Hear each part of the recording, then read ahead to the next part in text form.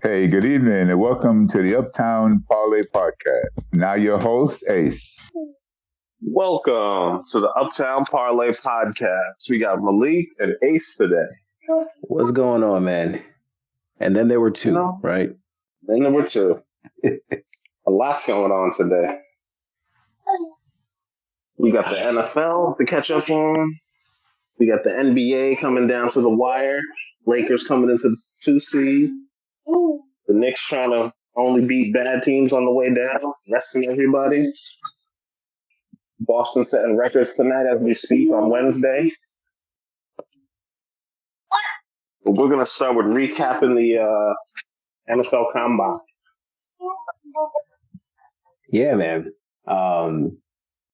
It was a good one. It's funny because, at least from my lens, right? When there's not a lot of guys, when there's not like the top 3, top 4 guys that everybody's checking for, you really get to, just check for everybody and just see what pops. This was a draft. It's been a draft that over the course of the last, few months, a lot of people have been talking about, just not having that like premium level talent at any one position. There's no Caleb Williams quarterback. There's no receiver like Jamar Chase or, Justin Jefferson or big name, high level receivers. The tight end position doesn't have any major guys. It has some first rounders.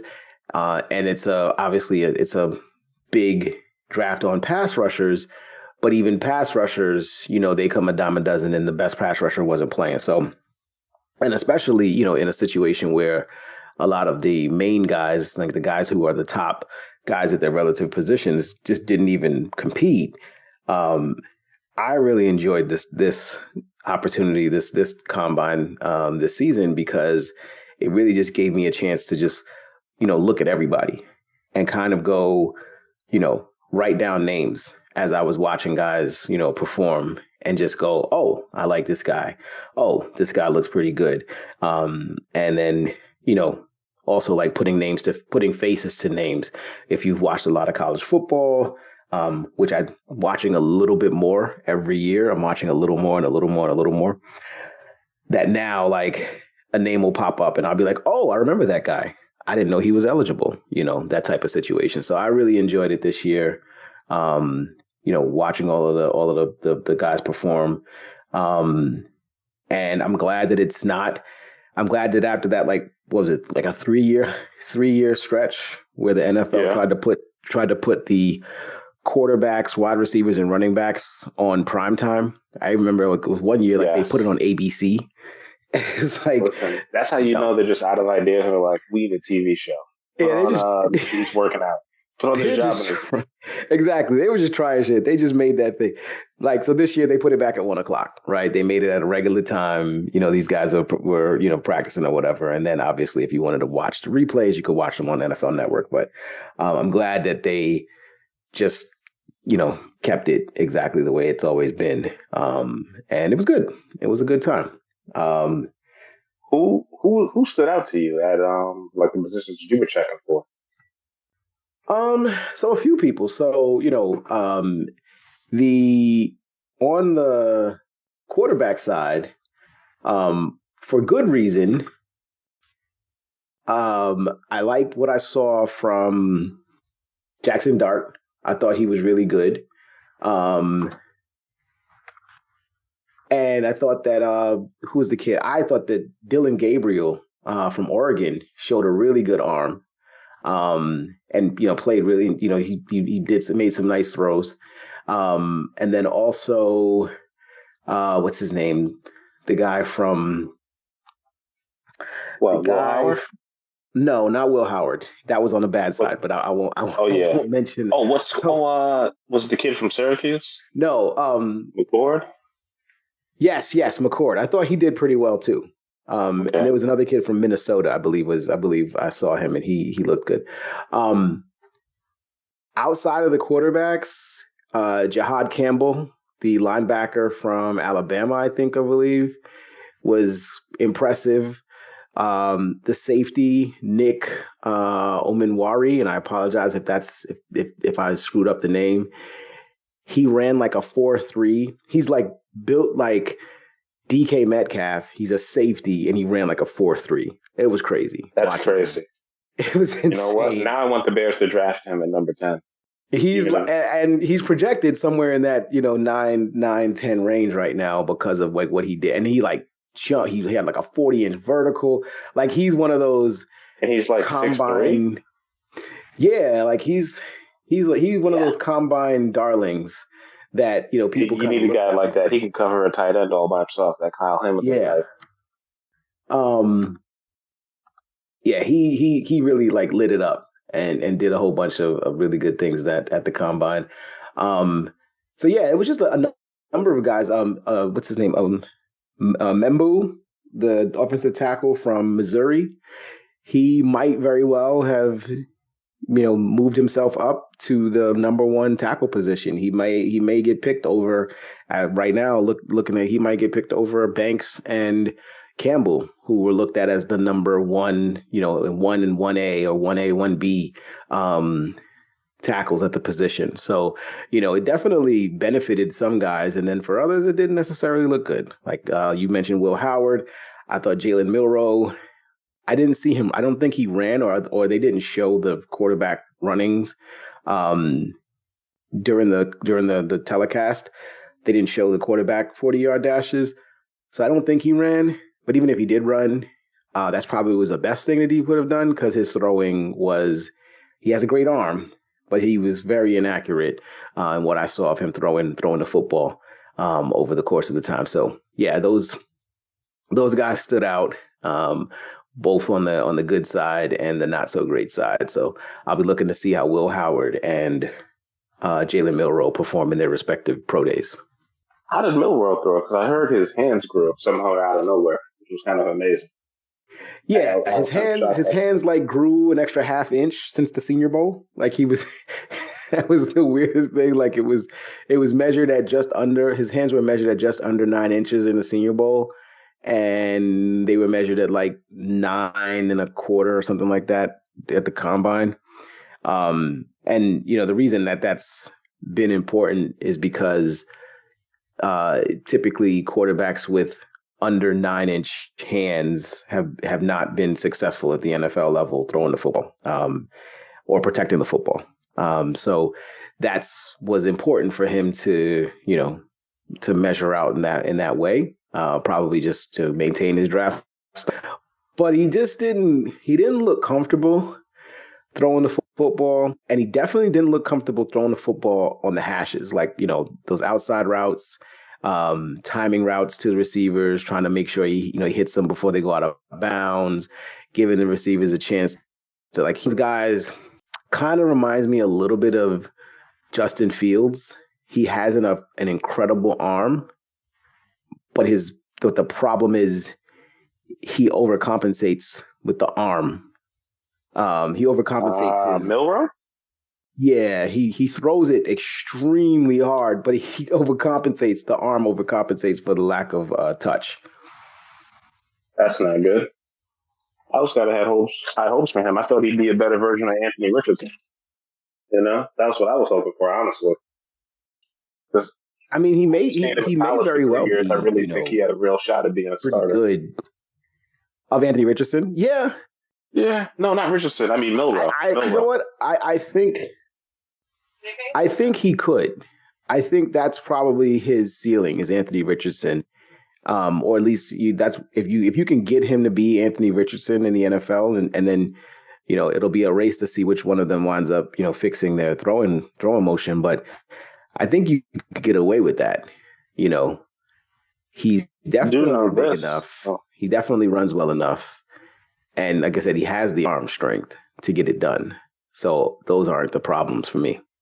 I think the odds are Cam Ward is now the odds on favorite to be the first QB taken. Unfortunately, you can't teach, accuracy. Accuracy just is it's either there or it's not, right? That's the issue. Yeah. Yeah. Well, you can't teach accuracy, but it does matter, like, who's going where and what teams need and how high they are on these quarterbacks, In the middle row. So no, I definitely think I don't know how much of what I said initially you got. I think he showed what most of us always knew about him already. Yeah. Which is that like he's a quality, he's an athlete. He's a great athlete. He can run really, he runs really effectively. He's a big guy, so it's hard to tackle him and all of those things. But is he a quarterback? That might be what he wants to play, but I don't know that he can be successful as a, starting quarterback in the NFL, or if there's a place for him, right now in the league without some serious work on his accuracy, footwork, all of the things that make, high level quarterbacks what they are. Rooting for him. I mean, I know he's an Alabama kid, so, can't really root for him that hard, but rooting for him to do well, so we'll see. Yeah. I don't know. I've always been kind of high on him ever since he won that game, Nick Saban's last year, to get them into the playoff and to give them a chance to, do something.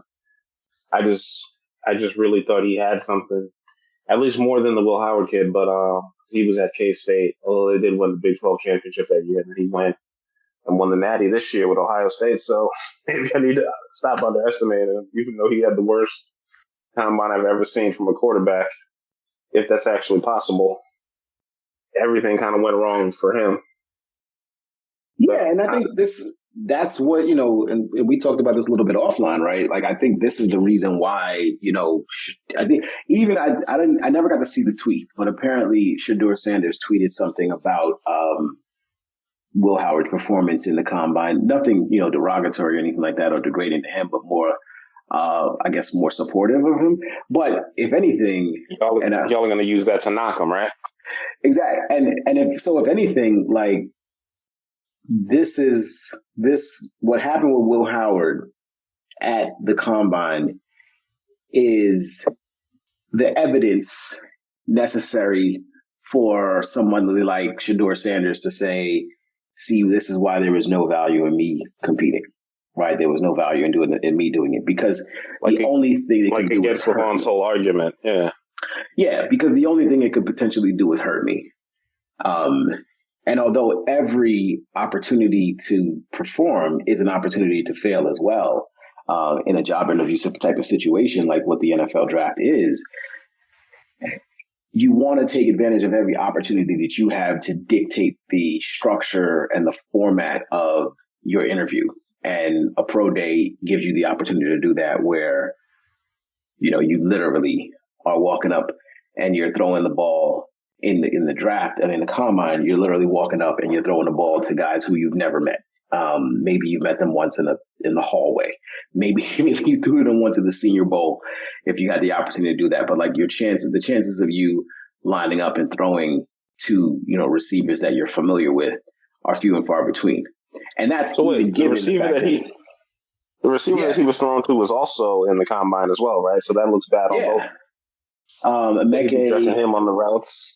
Yeah, Emeka Egbuka, he was there. Oh, that's terrible. I don't think they were teammates. Yeah, I don't think he threw to Emeka in those drills. Okay, thank God. That would have been like, he was throwing good Lord. Drills. No, that's what I'm saying. Like, the way those drills run, like the quarterback comes up, and like when the quarterback is standing there, it's the next receiver in the line just runs up. You don't know who it is, honestly speaking. Like if I'm the quarterback, I have no clue who that is that I'm throwing to. What was the quote from Shedeur about Will Howard? I'm trying to pull it up. I can't remember. It was. I'm gonna look it up to see if I can find it. As we're talking, but it was something in his. Speaking in his favor, just kind of supporting him. But Gotcha. It definitely was. It shined a light on why these guys would decide to not perform at the combine until the pro day. Yeah. Until their pro day, yeah. Hey, listen, he came into Ohio State, took the guy's job that was there, and took him to the national championship.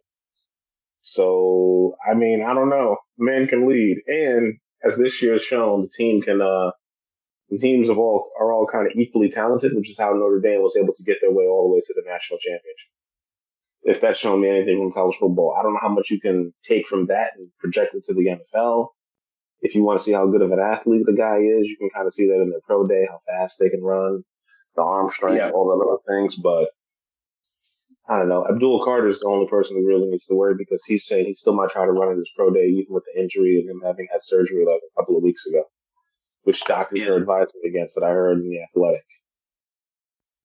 And that's what's telling me that either the injury isn't that serious or he just knows that he feels like he has to do it in order to, cement himself in that position.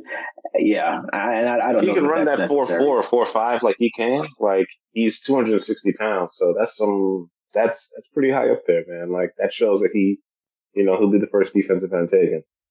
I mean, to me, if you're even dealing with the slightest injury during this process, especially if you're a guy who's already, thought of as being the top player at your position, what's the value in it, honestly? I don't see why put yourself through the potential of getting hurt again before you get drafted. If you're projected third round to fifth round or sixth, seventh to, undrafted free agent. Right. I see why you go and perform. I see why you need to show them, I'm one of the fastest corners here. But as they showed last year with Quinyon Mitchell coming out of Akron or Kent State, or I can't remember which school in the MAC. It might have been Toledo. But, they don't really care where you go to school anymore. They have so much information on these guys that they will take you as the first corner or the first whatever your position is. If you're really the best dude out there, they will find you. It kind of does not matter anymore. Yeah, absolutely. Go out and compete. Come on, guys. I need to see you try. But, that's what I need to see you do in the Senior Bowl. That's what I need to see you do in your bowl games. And as a rookie, I guess you'll have a chance to prove that in preseason like Caleb Williams did, Hard Knocks. Right. And to some degree, the preseason is your audition for the fan base and all of those things. And, the combine, in all honesty, should be. It shouldn't ever be the first opportunity that folks get to see you do anything other than, what the tape shows. It should be one of the last points of comparison for you in the process because it's, we're literally 2 months away from the draft itself. So since you've become eligible, the opportunity to see you do what you do your thing should have been available to guys for a long period of time, either because they, scouts came to see you in your games or watched the games on television or, or they've dissected the game tape or something, so it's just, you had a bad day, Will Howard, great. It sucks that you had a bad day, but that shouldn't greatly impact where you're going to be drafted. That is very true. I was hoping Ann was going to be on so we could talk about where his former quarterback was going to go, but we still don't know what's going to happen with Rodgers. And it looks like he's the last resort option for the Giants because they don't want to be stuck without a quarterback. So I find it, especially I wanted him and Levon to be here to see if Levon even wanted him on their team. And now knowing that it could be a package deal with him and, why do I keep forgetting that dude's name? Devontae Adams.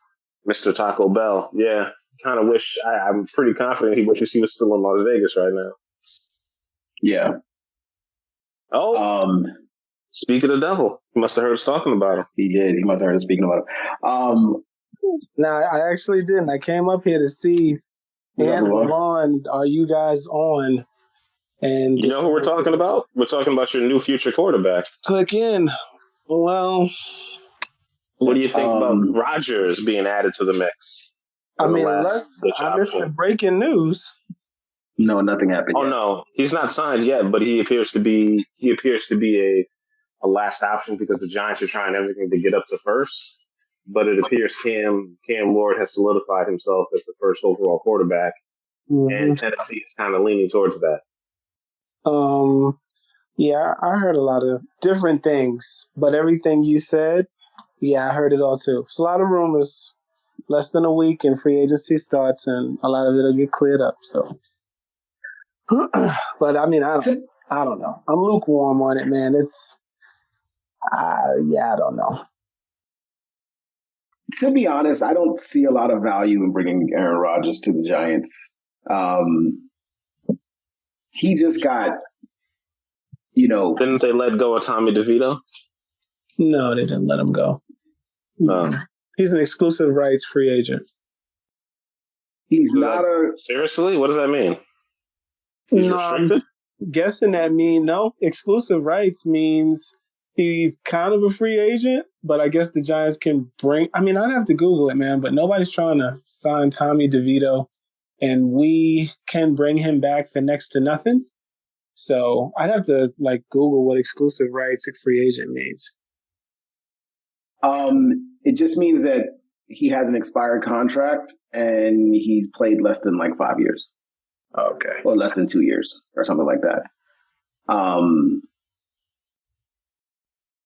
So yeah, doesn't really have any meaning. But the reason why I say this with Rodgers is because from Rodgers' perspective, the reason why he wanted to go to the Jets, 2 years ago, right, was he believed, obviously he wanted to get out of Green Bay, but he believed that the Jets were, ripe as a team that was capable of, winning a championship with just inserting him at the quarterback position, right? And so you would think that if he's released from the Jets, they didn't have an offensive line yet. Well, yeah, that too. But he probably thought, that he could help facilitate, bringing guys over, which he actually did. Because remember, he did try to bring over the left tackle, whoever that, I can't remember the guy's name, Bakhtiari. He tried to bring Bakhtiari over to the Jets, and that didn't work out. Green Bay wouldn't make the trade or something like that. But I say to say, if he gets cut from the Jets, which everybody expects, because they won't be able to trade him because nobody's going to want to pay that $50 million contract. Wouldn't his choice be to either retire or go to the same type of situation where he can potentially win? So what I heard I don't think he wants it to end on a whimper, so he has to kind of find a home because nobody's really checking for him. Yeah. He didn't think it was going to end like this. What is it? Go ahead. What I heard was it's all spec. It's so much spec. People hear rumors. People are saying that Rodgers would probably want to go to the Giants to stick it to the Jets, or the Raiders, because those are the two, quarterback hungry teams. What about the Dolphins? He would be a backup to Tua if he goes to the Dolphins. No, he just has to wait for Tua to get hurt, which is going to happen, and then he takes him to the Super Bowl. Well, yeah, but he'd be a backup day one. So exclusive rights free agent, Malik was right, but more technically, it's a player that has accrued fewer than 3 seasons and has an expiring contract, and the team that they were on can offer them a 1-year contract, and no other team can negotiate with them. So that's what that means. So basically, even if somebody offered DeVito 10 years, $100 million a year, the Giants could offer him a 1-year deal, and he'd have to take that. So that would be so grimy if they did. No one's going to offer him that money, but I guess that's what that's why it's called exclusive rights, and he's not under contract, but yet he kind of is, because all they got to do is say, here, take this 1 year, and he can't negotiate with anyone else. So there's that. Sucks. That's a horrible. I don't know how that comes about, but it does seem kind of, the NFL is great with those rules, keeping players locked down against their will, no matter what. It is the one league where you are stuck with a team until they are finished with you, unlike basketball and baseball, Yeah. But Speaking of which, go ahead. I don't really care too much. I have something to say about, did I miss the draft talk? Because I have a flame in it. No. Well, we were talking about the combine, but not so much the draft. Oh, well, I'm still not convinced the Giants are going to draft the quarterback unless they can get Cam Ward, to be completely honest.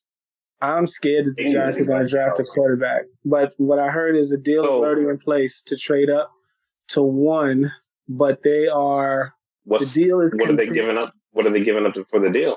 From what I heard, they're giving up a 1. No, instead of saying from what I heard, say your sources are telling me. So it sounds more better. The Giants got to give up a 1, a 3, a 3 next year, and they're going to trade Thibodeau for Landry in a swap. And it makes sense because Thibodeau's not that dude, man. Well, Thibodeau's like 4 years younger than Landry, plus 5th-year option. And Landry was in the defensive coordinators. He was on that team, so he knows the scheme and how to play it. Because he was with him when that deep quarterback was with the Titans. I mean, the rumors are flying. But you still got Dexter Lawrence, though, right? Yeah, no one's Dexter. And that's all that matters. Yeah, and Burns. Yeah, the rumors rumors are still there. So. I don't know if I want Cam Ward. That's what they're saying. They're saying he's clearly the best quarterback now. He separated himself in the combine interviews and all that stuff aside. I'm sorry, I missed the whole combine. What did I miss with the combine talk? What was the topic? Well, you can listen to the pod to catch up. Always forward, never back. I will have to definitely. As a quick summary, we just went since I watched the whole thing and I just talked about how I enjoyed it a lot this year. Enjoyed watching all of the days. Even though no stars did anything, none of the top talent did anything. None of them. Yeah, actually, that's what I was saying. I liked it more because of that. Because I really watched for anybody, honestly. Just wanted to see anybody kind of go out there and show and perform and show out. And I was open to any of it. I wasn't like specifically looking for any one player to see what they were going to do. And so, yeah, I really enjoyed it this time around. And then, we just talked about guys that, shined a little bit, that I thought shined coming out of the process, and guys that, kind of fell off a little bit. Specifically Will Howard, quarterback from Ohio State, and Jalen Milroe, who did not throw well either. No, not at all. But I heard he's not going to get drafted now because of that. So he's going to get drafted, man, but he's not going in the first round. You hope. Not even in the second round. And the Shedeur Sanders, before you go on, the Shedeur Sanders quote, Ace, that you were asking about, he went on X after the combine or during the combine and in support of Will Howard said, "I don't understand y'all hating on Will Howard. He just won a natty. It's hard to throw to wide receivers that you don't know. Everyone runs routes different." So that was his post. That was his. I like that. He came out and defended him. Quarterback club, baby. I got issue with this kid, man. What's your issue with Shedeur? What's your issue with Shedeur? Well, you had is your flaming hot take about Shedeur or just about the combine in general? My flaming hot is about Shedeur, so I'll hold. Oh, let's. No, I want to hear it. I want to hear the flaming hot take because we're about to move to something else. You want to hear the flaming hot? Yeah, let's go ahead. Yeah, flaming hot Cheeto take brought to you by Cheetos. So my best takes come like in the morning when I'm in my car for the first time. And it's like right after, like I see whatever. And I just had this thought about Shedeur and his decision not to throw and everything he said at the podium. And how, from what I hear as a fan, from all of the pundits and the analysts and the talking heads and scouts and you mean your sources? Athletic. No, I don't have sources because I don't talk to anyone directly. But I mean, anything that you can access freely. Everybody says that Shedeur is, without a doubt, not going to be the first quarterback taken in the draft and did not help himself by not throwing at the combine, by not participating in the Senior Bowl or was it the Senior Bowl, by just showing up in sweats and a blade and a windbreaker and a backwards hat and smiling. And I mean, and it's like, he's like, look at the tape. And it's like, yeah, we looked at the tape. And the tape showed that you are a pocket passer with, little to no athletic ability. You don't have a strong arm. And, you're trying to say that your biggest attribute is your mental. and that you throw in anticipation and all this stuff that no one can account for because you don't want to throw until your pro day. And he thinks that he's his dad. And he's like, my dad this, my dad that. And like, yeah, your dad went to Florida State. Your dad was extremely talented. We knew how good he was. He was a bona fide top 5 talent in the draft, and he still ran. He still ran his 40 and then did nothing else. You're not your father. You are not. And then he references Tom Brady, of all people. Tom Brady, who was drafted last. Wasn't he drafted last? Because he had no athletic He was a talent 6th round pick. whatsoever. 199. Not exactly last, but he was 199. a 6th round pick, right? 6th or 5th? Yeah, six round. I think he's better than Brock Purdy, who was actually taken He was last. drafted, for the sake of the flaming hot, last, because he has no athletic talent, and no one thought Tom Brady was worth a top 5 pick. I'm gonna tell you this right now. If Malik found a time machine and was given the job of GM of whatever team in the world and went back to that draft where Tom Brady was in it, he still wouldn't pick Tom Brady number 1 overall because no one else is going to do it. That is a fact. Tom Brady is not gifted in any sense except in his mind, and no one knew about it. Hold Brady, on now. The man throws a sweet dude. Let's not make him. No. You can't compare yourself to somebody whose entire career was based on happenstance and circumstance and one botch call in the snow in the playoffs and a kicker's leg and a Hall of Fame defense. And then toward the end of his career, he perfected his craft. He was very accurate. He could throw the ball deep. But you cannot sit here and say that you are like Tom Brady. That is not going to get you drafted in the top 5.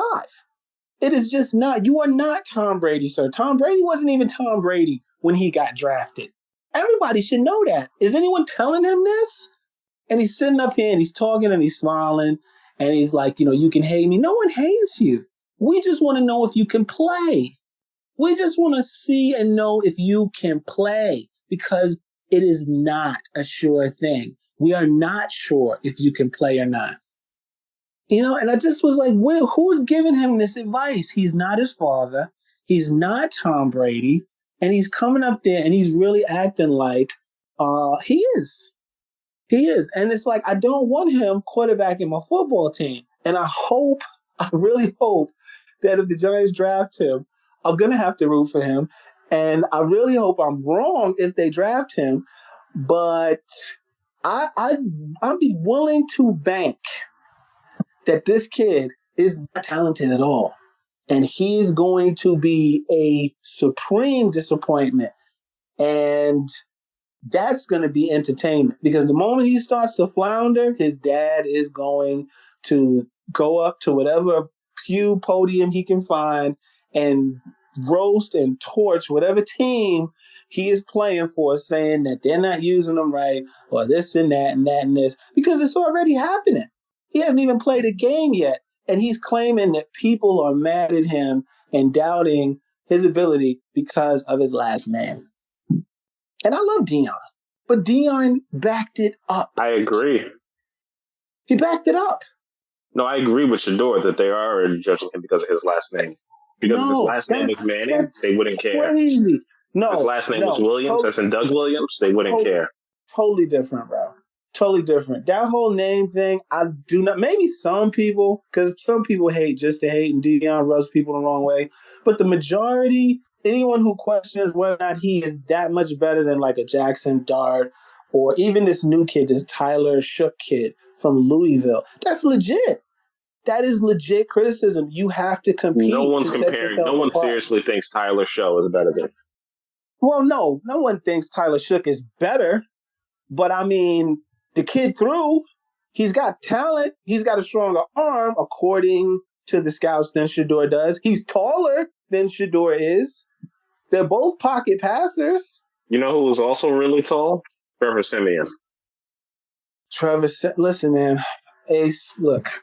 Malik, if you had a time machine and could go back to that draft, and you were the only person who knew who Tom Brady was, no one else knew, and you knew you could get him in the 4th or 3rd round, would you draft him top 5? So just to clarify, if I knew what he would become, is what you're saying? Yeah, you knew. You had knowledge of what Tom Brady would become. You're the only person who knew. Only person who knew that he was going to be as good as he was. Would you draft him in the 1st round with your first pick, or would you wait? No, I would wait. And the reason why I would wait is obviously because there you go. Because history. I'd take him in the 3rd. But history would tell you that he, since hindsight would tell you that he's going to become great, and the fact that nobody was going to draft him before the 4th round, I'd put him on my board and just wait until pick 150 and then take him then. Question: if you went back in time and you knew what Michael Vick was going to become, and you had the pick, would you have to draft him 1st overall to get him, or could you wait? No, Michael Vick, you'd have to draft him 1st overall because you knew that he would go one. Why is overall. Shador comparing him to Tom fucking Brady in the drafting process? Why is he's trying to get picked top 3, top 5? Do you want us to answer the question, or do you want to keep going? Himself. I think the primary reason that go ahead, Ace. I'll let you go. No, I'll let you go ahead. Go ahead, Ace, and I'll because he's comparing himself to someone who was supremely overlooked, who turned out to be considered the GOAT at quarterback. A man who was drafted 199th overall in the 5th or 6th round, who everybody was like, this guy can't run. Why didn't even he start his senior year? He had to split time with Brian Greasy. And then he turned out to be way better than Greasy, and everybody else was taken ahead of him. And that looks like a terrible decision now. And some of those GMs may no longer be with us because it was literally 24 years or 25 years ago. The man was drafted in the 1998 draft, correct? Or 99. Brady was 2001. Brady. Yeah, Brady 2001 draft. Oh, it was this century at least. Was it 01? No, it wasn't 01. I think it was the 99 draft. Wasn't 01, no. I think it was the 99 draft. I may not be correct, but he wasn't there when he wasn't drafted in the 90s. He was drafted in the 2000 draft. But the point is that this is the guy who everybody overlooked and turned out to be a star. Yeah. Jalen Hurts. Hold on, Jalen Hurts was taken in the 2nd round, and they said, he's inaccurate. Then his accuracy got better, and then he took his team to 2 Super Bowls in his first 5 years of his career. So clearly, the scouts and the people who doubt people are wrong a lot. So he's like, of course I'm going to talk about the people who are wrong a lot, as opposed to the people who are right a lot. So that's what he's doing. I'll weigh in. I think it's strategic. The Raiders own the 6th pick in the draft. He has a already well-known established relationship with Tom Brady, in terms of Tom Brady being, a really, really close family friend to the Sanders family. And then also there's obviously the rest of it, which is what Ace was talking about, just kind of being undervalued or overlooked during the process or whatever. I think he's trying to position himself to be drafted by the Raiders. I honestly think that that's where he prefers to go, and the opportunity to be there, to start there, to play there, potentially as a day one starter, but depending on who else winds up getting signed there, maybe as a backup, and then eventually starting at some time during the season, whatever the decision is made there. But I think essentially his goal is to be on that team and in that market. So any opportunity he gets to kind of invoke that is a plus for him. I don't know that they'll draft him 6. I don't know that he'll make it to 6, but I think that's that's the positioning there. I think it's just very strategic on his part to bring up Brady as the as the comparison for that. If that's the case, then that's smart. Honestly, I think his comparison, is more akin to Carson Palmer, to be completely honest. That's who he reminds me of as a quarterback. I mean, if that's what he's trying to do, if he's trying to get to 6 on purpose, I think then that's smart. Then I'm like, oh well, that's pretty smart. Yeah. I thought the goal was to get drafted first overall. I think thought that was the goal, to be taken as soon as possible. I don't think that, because I don't think that only because of the things that Dion has said over the course of the last few years, over the course of the last year. He has been very, very open about wanting to, dictate to some degree where his son was going to play and where he would potentially, land. Mm. And, the fact that the Raiders hired Pete Carroll, who is 74 years of age, probably not going to be there for a long period of time. The fact that, getting Shador and locking him in and having him be this may very well be the way to bring Dion up from the college ranks in a year or two into that position, So I just think that there's a lot of machinations going on as it pertains to that. And yeah, I think if the Raiders were picking one, then maybe it would be that. But I was just like, maybe he wants to position the Raiders to make a trade up, come up and get him, whatever it is. But I don't think it was definitely intentionally to say. He's been out in the open saying that he believes his son is the best player, and he believes that his son is the best quarterback, and he believes that his son should be the number one pick. But I don't think any of that was clamoring for the Titans to take him. We've never even heard the mention of the Titans. The Titans will probably be at his pro day, but whatever. The last question that I want Levon to answer is, who do you want after the combine now, and after getting to see some of the prospects go out there and dance for the dollars, if you like, as I like to say, the worst job interview process ever. Who do you want the Giants to take? Well, before you answer that question, I just thought it was really funny because, and I want you to react in as a secondary to that question that H has asked.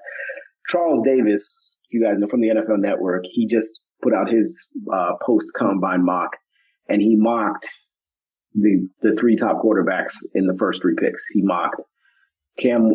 Actually, he mocked Shador to the Titans, Cam Ward to the Browns, and Jackson Dart to the Giants. Absolutely crazy. He's so.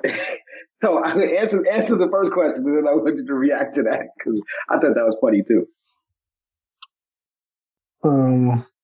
You're breaking up. Oh, now you're back. Can y'all hear me? Yeah, I can hear you. It might. First of all, God bless Charles Davis with that. If that comes true, they need to give him a raise. Jackson Dart performed well, but go all the way from a second round, maybe back in the first round, to all the way up to 3.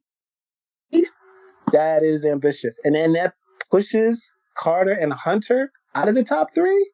Yeah, man. Only if anyway, I'll go off on a tangent. My team will pick did anything at the combine. So I didn't get to see anybody that's going to be wearing that Giant jersey when they call out that pick at the combine. So the feelings I had before, pretty much the same feelings I have now. I don't want them to take either quarterback because I don't believe in Shador. Probably haven't seen him, and what I've seen doesn't have me thinking that he's going to, lead my team to another Super Bowl, unless he literally turns into the next Tom Brady, because Carson Palmer never did it. And there's only one Tom Brady, as much as, I don't like the guy. I don't dislike Tom Brady. He played for a Boston team. But he is one of one. That doesn't happen, twice in a generation, let alone once, that a guy comes along and wins 7 Super Bowls with no athletic talent and one of the best teams and best coaches coaching him. That's lightning in a bottle. So you can't catch that twice. So comparing himself to lightning in a bottle, good luck with that. Cam Ward, I don't know, man. Built like a fire hydrant, 6'2", takes chances with the football. All of that stuff scares you.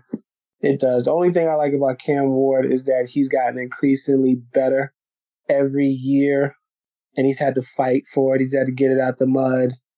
which bodes well when you're hungry and you're moving on to the next level. You're not complacent. You're not already fat. You have something to prove. You want that when you have anybody come, in a job in life and sports. But I think the safest pick, if there is a such thing, if the Giants trade that pick, trade down, like with the Raiders, so they could come and get Shador, and then we can get Hunter or Carter, that would be ideal for me. Anything else, trading up would be a nightmare. To lose draft capital and possibly players to go up to get one player who could be a boom or bust is a nightmare situation, in my opinion. Ideal, trade down, still get one of the top 5 players in this draft with additional draft capital and compensation to get maybe a Jackson Dart in round 2 or the back of round 1, or even that Tyler Shook kid who's only 25 and who, showed that he's got some tools and some talent. Why not? But yeah, Hunter or Carter for me, or even Mason Graham. But one of the quarterbacks, I'm going to be extremely nervous for this upcoming season if they draft either one of those guys. So you don't want them to take Dart at all. He's not even an option if they trade back. They trade back to 6. No, they take Dart. You don't want that. Not in the first round. No, not in the first round. None of these quarterbacks to me are worth. All right. If the Giants were like Detroit is picking 29, Malik? What are you at, 30? 28. If the Giants were picking 28, I'll take Jackson Dart. That's called a flyer. That's a flyer. Take a flyer on a quarterback at the end of the first round. But picking 3rd, I need a blue chip. I need a Pro Bowl Hall of Fame talent player. I need that. After 3 and 14, I need Hall of Fame with this pick. I do not need average to good starter. I need Hall of Fame caliber to whoever that is. If I could jump into the future, if they said that kid is Jihad Khan, I'd pick him with 3. I want that 10 to 15 Hall of Fame caliber player, fix the quarterback thing in the second round next year. I want to take gambles and get Blake Bortles' ass, Marcus Mariota's ass. Hey, Marcus Mariota just won a ring, sir. Congratulations to him. I can go on and on. I don't want Joey Harrington's ass. I don't want Jamarcus Russell's ass. I mean, we can go on and all the quarterbacks. I don't want Zach Wilson. It's too easy to make a mistake that high reaching for a quarterback. No, thank you. Get the sure thing. Get the sure thing. That's what you need to do when you're top 5. No, don't take any risks. So here's my follow up to that, Levon. How much do you trust Brian Daboll and his ability to work with, and develop a quarterback as a precursor or as a combo with the selection of the quarterback? Meaning, if you were to take Ward, if you were to take Sanders, if you were to take Dart or whatever, understanding that the value of the pick and where the pick is definitely in play, but by taking that quarterback, it to me signifies the belief, at least on the organization side, that Brian Daboll can develop that player into, the next, big name, star quarterback in the Giants organization. How comfortable would you be? It sounds like you wouldn't be comfortable at all just because of the pick itself, but knowing that, that's who Brian Daboll has selected and decided to work with, would that help you out a little bit with, kind of dealing with that pick? Okay. It would. I still have great faith. I'm not and this is going to sound arrogant, but I can't help it. I'm not like normal fans when it comes to my sports teams. I'm very objective. I can be passionate, but I'm not foolish. People look at something and they hear opinions and they form their opinions based off of opinions. I do too because I'm human, but Brian Daboll worked with Tom Brady, worked with Josh Allen. worked with Nick Saban, worked with Jalen Hurts. He's seen good quarterbacks. He's coached good quarterbacks. He's won championships. You don't forget how to coach, how to win, what winning looks like. You don't forget that. I have confidence the man could recognize talent. If we draft Shedeur Sanders, the only thing I could lean on after that is that the coach and the GM from on my team, who I do still have confidence in, know something I do not. And I will be cheering for Shedeur full blast after that. Y'all know how I am. I mean, I got my opinions now about the kid, but if he, pulls that jersey up, Team Sanders all day. I'm very comfortable. I watch Giant games. Brian, he draws up good plays. Daniel Jones. I mean, I was a big fan of Daniel Jones, and Daniel Jones was terrible. And I sat here and I backed Daniel Jones 5 and 3/4 out of the 6 years he was on my team. Daniel Jones is terrible. I say it now, terrible. He was shell shock, terrible. He's not good. Had moments, but not enough. And he was not good. And Brian drew up plays where people were wide open and he went throwing the ball and all kinds of stuff. Didn't throw in anticipation. I go, no, I'm not going to do that. But I'm fine with day one. Okay. That makes sense. Ace, those are some good moves by the Bears too, by the way. Good trades. I know. Some good trades. You can get an all-pro left guard for a fourth round pick. It's always worth it to do. You got to protect your quarterback. Yeah. It's a good 1 to 2 year move, maybe 3. Tooney's in his. I think Tooney's going to play until he's 40. But that's just. Of course, you want to think that. Let's be realistic. I mean, he might give you I'm being realistic. 3 more years, 2 to 3 more. You don't know what bills that man got. Who knows? He may need to play. Nothing to do with his bills. Nothing to do with his bills. Name a 40-year-old guard in the NFL right now. Name one. Jason Peters. Jason Peters? Who does he play for? Don't say Philly.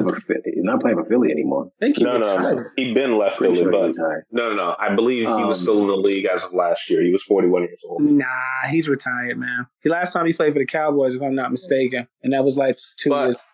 The important part is that we have Sony, and he's an all-pro offensive lineman, and he was a all-pro this season, so I'm with it. For a fourth-round pick, that's very much worth it. Taking all the chances on second and third rounders on the offensive line. We got to get somebody who's actually going to be able to stop people from just coming right up the middle. So that's important. But we're moving on to, well, actually, do you guys want to talk about the contracts they gave out? Or do you want to move on to basketball? What contracts? The Saquon contract and the Max Crosby one. Saquon was one of my shout outs. Okay. So I'm fine with saving that until the shout out. But the Max Crosby contract, which is the one that just got announced today, the funny thing about that was, so he becomes the most, he has the highest non-quarterback contract in NFL history, and he reset the market for the top end of the non-quarterback position at 35.3, I think is the average annual base. So, this is making more than Tyreek now. Oh yeah, he's making more than Justin Jefferson, who Justin Jefferson was number 1 up until today. But this is the reason why you sign your guys when you have the opportunity to sign them, and you don't wait, because by waiting, the market just gets reset and reset and reset with every new all-pro, Pro Bowl player that comes up for extension. And then you're left in a room, sitting in a room with your player who's asking for, $1 more than that guy to reset it again. And then it opens up conversations and stuff that you probably could have avoided if you signed them early. And the earlier you sign somebody, the cheaper it gets. The cheaper it is. That's just the reality of the situation. Aiden Hutchinson is probably going to reset the market again, and then somebody behind him. But smart organizations typically, once they've identified the player that they want to keep, their best bet is to sign them as early as humanly possible to avoid having to go $1 over Max Crosby because this is your guy and you can't lose him. So yeah, kudos to him. I mean, he did what he was supposed to do. He got the deal that he got the best possible deal that he could get, and that's great. And then he promptly went on, like, I think one of the radio shows or a podcast or something like that, and then clamored for and then like trooped up for the Raiders to get Aaron Rodgers because he wanted to play with Aaron Rodgers. So he said something to the effect of he believes Aaron Rodgers is going to have a great season and that he hopes he does it with them. So take that to his word. I'm not a capologist. I hope whatever they did with that deal, they somehow, I don't know. Void years this, void years that. He's not even close to one of the top defensive players in the NFL. Not even close to. Are you serious? Edge player. Not even close to the. He's top 5, dog. He's top 5, easy. Oh, he's top 5. He's a top 5. Why wasn't he on the list for defensive player of the year? And Pat Surtain won that. I didn't see his name. Was he all pro? Was he all pro this year? Wait, he was third. No, he got hurt. Oh, I think he was third. I was like, I didn't see his name. He played hurt. He played hurt 90% of the season and finally shut it down like around week 14, I believe it was. That's great.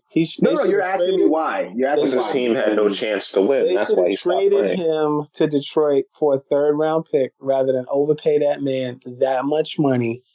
Wow. I think anti-player. I know Myles Garrett is better than him. I know Pat Surtain plays a different position, but I could name 10 defensive players right now that I would rather have. Name 5 defensive ends better than him. Garrett, Trey Hendrickson, Michael Parsons. Who else? I want to say Brian Burns is on his level. Of course you're going to say that because he's a Giant. No, Brian Burns on a bad team had a good. They were both on bad teams. Brian Burns on a bad team had a decent year, but they're both talented edge rushers. But if you don't want Brian Burns, I have to go down the list. But that's 3 right there off top that I know I would rather have right now than Max Hutchinson, Malik's dude, in a heartbeat. Younger, more impact. I ain't watched a ton of Raiders games, but still, I'd rather have Aiden Hutchinson. Anybody did. I'd rather have the kid from Houston as an edge player. Like I said, younger. To me, just as talented. The Anderson kid. I could just start, think and go around the league and, not even thinking about like defense. You were very anti-players getting paid. No, it's good you get. I'm just saying the Raiders. The Raiders, they did, I guess, what they had. They're gonna pay. What other talent they got on the team, dog? They made him the highest paid non-quarterback. That's crazy work. That's crazy. He's gotten double-digit sacks for like 5 years in a row. He is not the most talented non-quarterback in football. Not even close. I get how contracts work, but if I knew I was going to have to pay Max Crosby that kind of money, when Detroit was asking for him, I would have got something for him. I'd have been like, yeah, I'm not paying Max that kind of money. I'm going to save that for, a true... So how old is Max Crosby?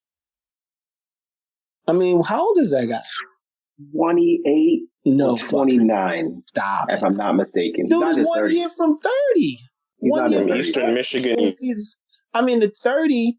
That's 27. That's the other side of the mountain. He'll be 20. He'll be 28 in August. So he'll be 28 when the season's about to creep around. So it's a 3-year deal, right? That's a 3-year deal. In football, that's about perfect. They're paying him until he's 31. Listen, he's an salary cap is so big now; it's worth it. Look, whatever. They bring back Devontae. They get Rodgers. They make it work. If he was on Philly, good deal. And I hate to say it, Philly's trying to win right now on a good defense. That's a good deal. But on a bottom feeding team that is not ascending, they need to spend that money somewhere else or save it and trade him for picks. Like I said, here Detroit, you take Max, let Detroit. If Detroit paid him, then I could be like, okay. Pause. We don't got to keep going on this. So Myles Garrett, then you think that because the team's rebuilding, this is my thought. Cleveland should trade it for as many picks as possible. whether that's 2 seconds, whether that's a second and a third, or a first and a third, they should probably move on from him because I believe he will be 30 next year. Well, He has to have foot surgery, correct? He's 29, yeah. He's 29. So he has to have foot surgery. You know the team's not going to win next year. He's one of the best defensive ends in the league. If a team's willing to trade you first round pick this year and potentially a second or third next year, or a first and a third this year and another pick next year, I think they should make that move because you need as many chances as possible to get more talent on the Cleveland Browns because it's not going well. The last time they made the playoffs, Joe Flacco was their quarterback. And that's not who they paid $235 million. And they got 2 more years left of Deshaun Watson, who was playing terrible, who's ass right now as a player. So it just is what it is. And they need to move on from this dude and not hold him hostage. Maybe they're just playing a game of chicken, but they need to trade in for as many picks as they can get. They need to move on from him because he refuses to negotiate contract extensions, like with the team. He's told them he doesn't want to be there. He's requested a trade, and the last media information that came out about it was he's effectively shut down all communications with the team. So if he's gonna be there, he doesn't strike me as the type of player to hold out and to cause a whole big issue if, in fact, like the trade doesn't happen and he winds up still being on the team, come mini camp or training camp time.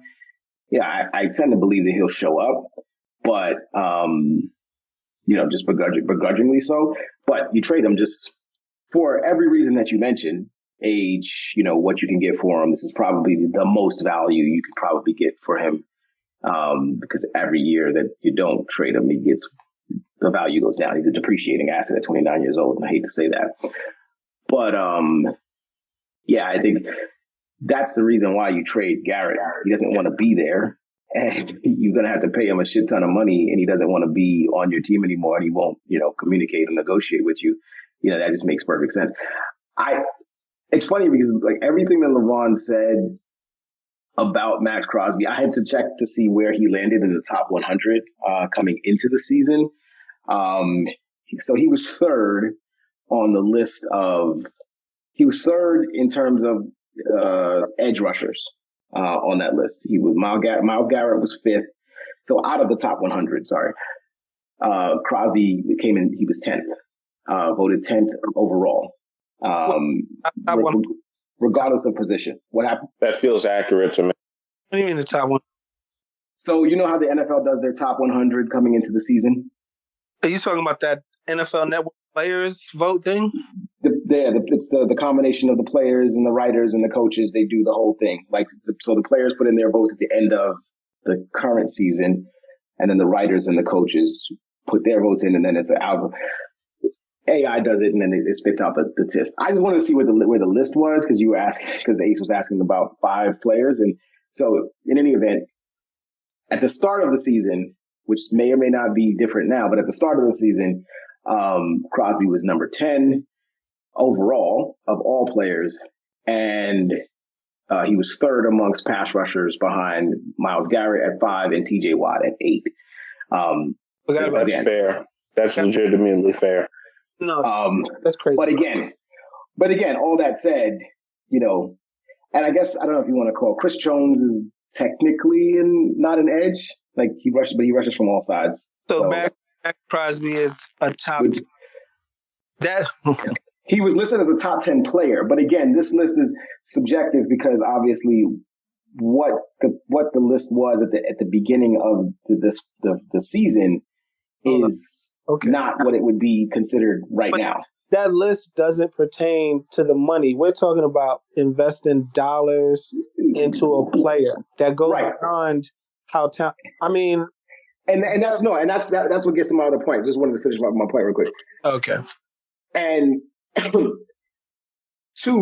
in sort of an agreement with you, Levon, I wouldn't have signed Crosby to this deal until after the free agent period went through and we figured out who was going to be available on the market, or the draft happens and we figured out if by some chance the kid from Penn State were to fall to 6 because of the injury situation, and you were able to draft, the heir apparent to Max Crosby and then potentially move off of the player. If it wound up in a situation where you came out of the draft, you came out of free agency, you didn't have anybody, that could be potentially the marquee for your franchise on the defensive side of the ball, then you pay Max Crosby. Okay, you know what? I get it. He was literally the only reason that you watched the Raiders play football last season. Like, that was it. To see what he was going to potentially do and to see if Antonio Pierce was going to get fired like after that day. That was it. It was the only reason you watched that team play. And so, like, yes, was he the most important player on the Raiders going into the end of last season and, at the start of this year? Absolutely. But I would have been I don't think there was any rush to sign him to this deal right now. You probably could have waited to see what was going to happen with the draft and or free agency. Joey Bosa just got released. What about Joe? He just got released from the Chargers. Just released Joey Bosa. Khalil Mack is going to be is likely going to be available. He's going to get cut too. There's going to be guys available. No, Mack's a straight up free agent, but Mack is also 32 years old though, because he was in the 2012 draft. I remember. Yeah, but I'm not saying give Khalil Mack Crosby money. I'm just saying, like, you would have had an opportunity to assess the marketplace before jumping in and making that signing, a signing of that magnitude for that player. It just seems like a bit of a rush. That signing is more to appease a fan base, right, in the locker room, more than it is to the benefit of team building, in my opinion. To me, that type of deal given to that type of player at that stage in his career smacks of the fans love the guy. He's a locker room guy. He's the face of the franchise, rather than, where we at right now in our build. Because absolutely. Yeah. He's a statue guy. He's a statue guy. He's going to have a statue. He's going to be the first statue guy for that Vegas stadium. Exactly. He's going to retire and Ace, to your point, he's probably not retiring a Raider.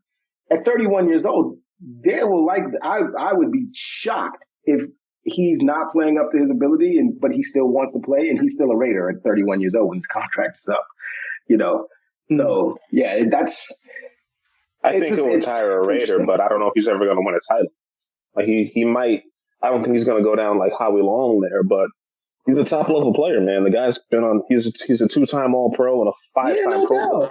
Max Crosby's a beast. I feel like he's earning the money, considering that he's only going to be 28. Like, you're paying the guy for his prime. $35 million seems like a lot until you realize the salary cap is $285 million. Ace, you miss. I'm not saying he's a bum. He's very good. I'm saying if the Raiders. And also, I want to point out the top paid quarterback is $60 million a year, so he's still $25 million below the top paid quarterback. So it's not like they're giving him, Giannis money. Yeah, but the quarterback scale is ridiculous. That's off the charts. We already knew that. That's why we're saying Max Crosby is he's the highest paid non-quarterback in the history of the NFL. Because he's like Justin Jefferson. He's like Justin Jefferson, except he just happens to be on the Raiders, a different dome team, which is unfortunate for him. But I wouldn't say that. Maybe they can get Rodgers. Why? He's been in the playoffs twice, and he's never won a playoff game. I wouldn't say that because Justin Jefferson. Who's the most important player on a team, Ace? Well, what's the most important position on an NFL team, Ace? People always say quarterback, but I genuinely don't. What? Okay, all right. 99% of the world say that the quarterback is the most important position in an NFL team, and he elevates the level of whoever you put at that position. So, So if you're gonna pay somebody that level of money for what his presence just seeing what his presence did for the career of Sam Darnold, that's true. He did make Sam Darnold. Cousins. He made Darnold look like a superstar, and he got paid another $140 million. There are very few ancillary players, meaning non-quarterback players, who you can put in to their respective position and watch them elevate the quarterback. Very true. Max Crosby is great. Max Crosby could be Michael freaking Strahan. Look at Myles Garrett. Max Crosby could get 27 sacks in a year. He can't make Gardner Minshew better. It just won't work. And but he can that's stop the other team from scoring, which is worth a lot. And you'll lose 17-14. And guess what? It won't matter. Because that's what happens to the Raiders. So ice cold. But yeah, you're right. You're right about that. They will lose 17-14 or 21-17. Yeah. That's why they need to get a quarterback. But the important part is they still have two very cheap quarterbacks. They can actually go out and get one. Let me put it like this. They don't have to get Rodgers. They could if they want to. They can go out and get a young option. They can go out and get Justin Fields. They can go out and get Russell Wilson, who took a team to the playoffs. So if the goal is just to get to the playoffs again, you draft a quarterback at 6. You bring in Russell. You let the kid sit behind him for a year, maybe 2. Or maybe he supplants him in one season like they did with Michael Penix in Atlanta. But either way, you don't need to rush the process on the offense. And at least now you know your defense, especially your defensive line, which is why Chris Jones was getting $31 million last year, is taken care of. So that's why I say it's worth it. Chris Jones getting $31 million on a team that was a legitimate Super Bowl contender. No, I know. I have no problem with signing Max Crosby and giving him the money, respective of a all-time great on that team and for that franchise. I don't have a problem with it. I think the timing is a little off. And I think, to Levon's point, that contract doesn't necessarily age well for a team that still needs a ton to be a contender. Malik, having a guy sitting there with $35.5 million on his deal, and your team's constantly going 5-12. Like, I don't think that there's. But I hear you on that. And I don't know what happened with this, but would you have traded pick 28 for Max Crosby? Absolutely. So I guess the Raiders didn't want to do that deal. No, he wasn't available. Okay. He wasn't available. He was. They made it very, very clear that he wasn't available in trade at all. Just like Garrett wasn't available in trade at all with Cleveland. I know for a fact that Holmes asked around when Hutchinson went down. Yeah, those are bad teams, and when you're a bad team, you still got to have people care. You can't just trade away every good player you got. You just can't do that. So that's Max Crosby. That's Myles Garrett. But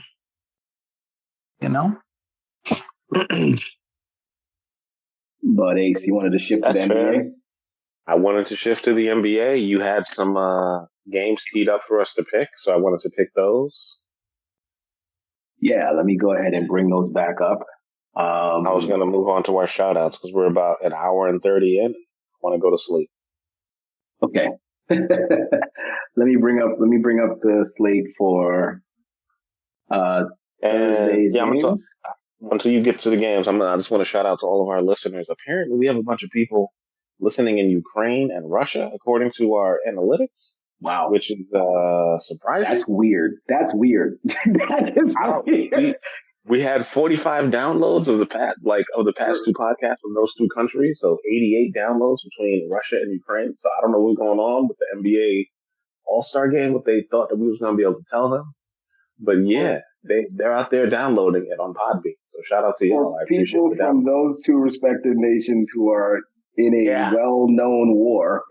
got a lot of other things going on in their lives. They're listening to us. To be listening to us is very, very odd. Okay. But I just wanted to shout out them and shout out all the people apparently in Canada and Ontario who are also listening to us. The Raptors are playing a little bit better, but I don't think this year is your year. But if you guys keep on being terrible, maybe you'll be able to get a top 3 pick and improve the team and get another, quality power forward or another big, because that's what y'all seem to need. The Maple Mamba is actually playing pretty well. He just can't play no defense. And he can't stay healthy. I'm about to say he can't stay on the court. He's healthy enough, but why press it? Like, they're not going to win too many games. So, in fairness to him, what are we doing here? You're not going to the playoffs.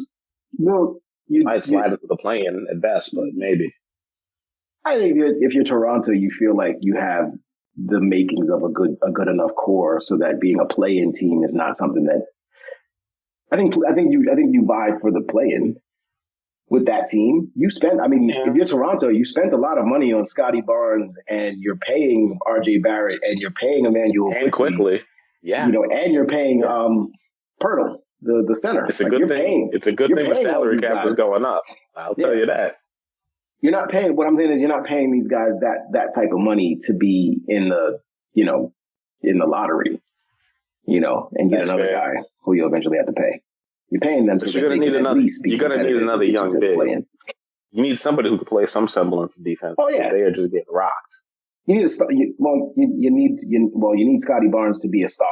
Is basically what you need him to do. You need him to become the star that you drafted him to be when you drafted him, and then let all the good players on your go team for all those picks. Yeah, all the players on your team who were a part of a championship team. You let them walk when you drafted Scotty Barnes, and you need him to be a star. So Siakam wasn't the guy, so I believe the Fred VanVleets, the Siakams, the OG Ananobis, like Scotty Barnes came in and those guys left, and they didn't leave on their own accord. That's fair. So bear with us. Apologies to everybody. We're recording this on a Wednesday. The Thursday night games are very, very trash, with the exception of the one at the end of the slate, which is Knicks Lakers. Which is Knicks Lakers.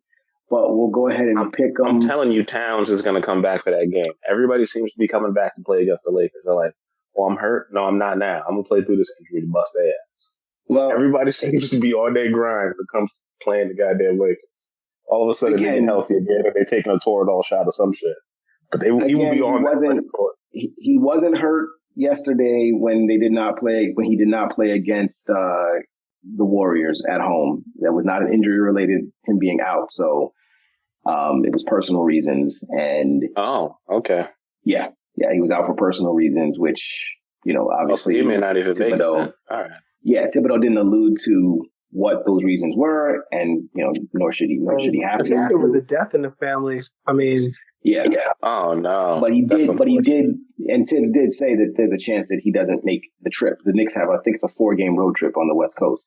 I did not know that. It's possible that Towns is not making the trip at all. So that said, take that for what it's worth. But I thought it was related to the knee tendonitis. I had no idea it was personal reasons. My condolences to him and his family. So just going into the games, we've got H. You tell me which ones you want to pick. We got Detroit. Give me all the trash games. Give me the games against teams that are clearly tanking against teams that are trying to win. All right, we've got Chicago at Orlando. Orlando -7.5. We've got Indy at Atlanta, which I guess is more of a play-in type of game situation. They're both kind of in that mix. We've got Philly at Boston. Mm. That Chicago-Orlando game is interesting because Orlando's been dropping a lot of games. They were in the 4th, 5th seed, right behind the Knicks, and they've dropped all the way down to 8th. They just Chicago was real. They lost tonight too, right? Well, they just lost Suggs for the season. Yeah, they're good. Chicago was always good to make it into the play-in and show some kind of promise and just disappoint their fans, which I am not one of. I am a Bears fan, but I am also a Knicks fan because I'm from New York. Unfortunately, New Jersey stole our football team, so I switched teams to the Bears. The Chicago Bulls are trying to win every game possible right now. I don't know why. They must hate draft picks coming in to take their time and their jobs because they've won 2 of the last 3 games. So if you're telling me the Bulls are getting 3 points against them, watch Paolo Banchero drop 35 points and that team win by 4. Well, the Bulls are getting 7.5. Chicago. Yeah, I'm going to take Chicago. 7.5. Are they at home or away? This is in Orlando. You know what? I don't even care. Yeah, I'm going to take it. The Suggs was their best guard defender. So that means Josh Giddey is going to have open lanes and passing lanes. So he's going to get a lot of points and a lot of assists. And Lonzo and that weird shot are going to be dropping from 3. So, yeah, I'll take Chicago getting that 7.5 points. I will take Orlando because Chicago is one of those teams that actually does play. They cover. They've been able to cover the number for, a lot this season. But both these teams are under 500. Both these teams, but you expect Orlando to be the better team. Just in general, they are the better team. They are the more talented team. They're just, been hurt most of the season. So I'll take Orlando to win the game, and to cover the number at 7.5. I just don't like Chicago's fit. They just, they're not a good team. They finally turned the page on will be just good enough to be in the middle of the pack. I hear you on that. They're tanking as best as they possibly can. Are they in the 9 or the 10 spot? Right now, they're behind Orlando. So that means they're in the 9 spot. All right. They are 10, right behind Atlanta. Yeah, they're going to stay exactly where they are, too, because Brooklyn is terrible. Philadelphia's trying to make a push, but in Toronto, they're 3 games up on everybody behind them. So, they're pretty much good to go. Chicago will be in the play-in. I don't know how much that means to those fans, but they'll get some bonus basketball at the end of the game. What was the game you had for us, Malik? Oh, Levon, you want to make a pick? No. Yeah, I like Orlando. All the reasons you both pretty much cover. I think Orlando's a better team. Chicago plays to their opponent, and Orlando's at home, and I think they're a better team, and they'll win that game. All right, next up, we got Indy at Atlanta. Indy is favored by 2.5. So Atlanta's the home dog here. Atlanta doesn't look like anybody of merit is really out. Trae Young is questionable with an Achilles, but looks like he's going to play. And on Indy's side, everybody's healthy. Halliburton's questionable, but looks like he's going to play. And Mathurin is questionable as well. But it looks like everybody's going to be there. So Ace, Hawks plus 2.5 against Indy, hosting Indy. Who do you got? I'm taking Indianapolis. They just beat the Bulls and they just beat the Rockets. And they beat both of those teams by double digits. So I assume they're going to be more of the same. And they're trying to make that push to, get a little bit better playoff seeding. They want to be ahead of Milwaukee, who they're currently only a half game behind. So that's a series that's going to be tough for them, and they actually want to make it into the second round, and I'd like to see that as well, because the winner of that series will be playing the Cleveland Cavaliers in the second round. I know Cleveland would rather play Indiana than they would Milwaukee. They definitely match up better with them, and they don't want to see Dame Giannis. So I think Indianapolis is just a much better team also. Atlanta's one of the worst defensive teams I've ever seen in my life. Trae Young is a traffic cone, and if you only got to win by 3 points, I think they can do it. Levon. I think everything Ace said is correct. Indiana is way better than the Hawks, but the Hawks are like the ideal trap game. And if the Pacers are cruising right now, if they, like Ace said, they won their last 2 games the way they did, Atlanta, it's a true trap game. And they're not as bad defensively as you would think. I mean, they have some pretty good individual defenders.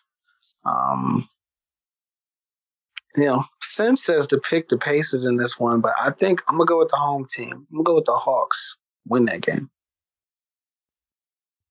Yeah, if you think that the Pacers and the Hawks are on the same level, then I pick the Hawks. But if you think that the Pacers are the better team overall, then you take Indiana because the point spread is so low. I think that's the only call here, honestly. That's the only call I would make, is just, who do you believe is the better team? If you believe that they are equal, then to Levon's point, the Hawks at home, they just tend to play better at home. Trae Young and that squad just tends to play better at home. And they'll give them a game, and they may lose, but they may lose by a point. That's how it'll go. But if you think that Indiana is the better team, the Hawks don't play up very well. They don't punch up very well. When they play those games, they tend to lose those games. So if you think Indy's the better team, take Indy because the point spread is low. And at 2.5, I'm not worried about it. Next game, Philly at Boston. Boston is a 14-point favorite here. I don't see any reason. I mean, the only real conversation that you really need to have about Philly, in all honesty, has nothing to do with them being on the floor. First of all, Tyrese Maxey's not playing. Paul George is questionable, and we all know about Joel Embiid. On the Celtics side, it looks like everybody's questionable, so it looks like the vast majority of them will be back. Talking about Porzingis, Holiday, and Tatum, all the three of which who have sat out in some part of the last few games. It's a lip to the finish line a little bit for Boston in terms of just kind of getting themselves ready for the playoff push. And, the 76ers have just not gotten out of, the first year, basically, all year. So Celtics minus 14 here. Levon, what do you think? Not even going to waste too much breath on this one. Just Boston. Yeah. Agreed. Ace.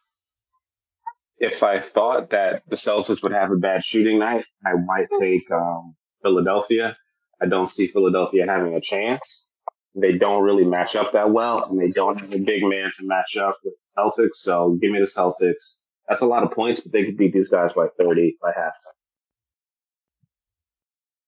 Yeah, it's like I said, to me, the biggest story with the 76ers right now is what the hell are they going to do to try to fix Joel Embiid and the surgery that, I don't know if you guys have heard, but the conversation around the relatively radical surgeries that they have been talking about to fix his knee might require them to, quote unquote, break a bone in the hip to realign the joint to alleviate pressure. Meaning to fix his knee, we need to break his hip, which will keep him out for an entire year.